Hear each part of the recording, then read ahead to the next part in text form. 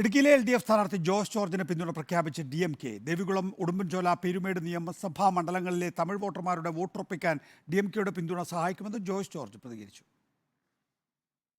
തമിഴ്നാട് ഭരിക്കുന്ന DMKയ്ക്ക് തമിഴ്ത്തോട്ടം തൊഴിലാളികൾ തിങ്ങിപ്പാർക്കുന്ന ഇടുക്കി ജില്ലയുടെ അതിർത്തി മേഖലകളിൽ നിർണായക സ്വാധീനമുണ്ട്. ഉടുമ്പൻചോല, ദേവികുളം, പീരുമേട് നിയോജക മണ്ഡലങ്ങളിൽ DMKയുടെ പ്രവർത്തനവും സജീവമാണ്. ദേശീയ തലത്തിൽ ഇന്ത്യ മുന്നണിയുടെ ഭാഗമാണ് DMK എങ്കിലും ഇടുക്കിയിൽ LDF സ്ഥാനാർത്ഥിയെ പിന്തുണയ്ക്കുവാൻ ജില്ലാ ഘടകം യോഗം ചേർന്ന് തീരുമാനിക്കുകയായിരുന്നു. ഈ ഭാഗത്തിലുള്ള அனைத்து மக்களுக்கும் அவர் நல்ல காரியங்களை முன்னின்று செய்வார் என்ற அறிவுரைத்தின் பேரில் இன்று நாங்கள் அவருக்கு முழு ஒத்துழைப்பு கொடுக்க தயாராக உள்ளோம். ഈ ഭാഗത്തിലുള്ള 42 പഞ്ചായത്തുകളിൽ DMKയുടെ കമ്മിറ്റി ഉണ്ട്. ആ കമ്മിറ്റിயின் சார்பாக അവർക്ക് മുഴു മനതുடன் വേല ചെയ്യ തീരുമാനം എടുക്കപ്പെട്ടുള്ളത്. DMKയുടെ പിന്തുണ ഇടതുപക്ഷത്തിന് തമിഴ് വോട്ടർമാരുടെ വോട്ടുറപ്പിക്കുവാൻ സഹായകരമാകുമെന്നും ഭൂരിപക്ഷം വർദ്ധിപ്പിക്കുവാൻ കഴിയുമെന്നും സ്ഥാനാർത്ഥി ജോയിസ് ജോർജ്.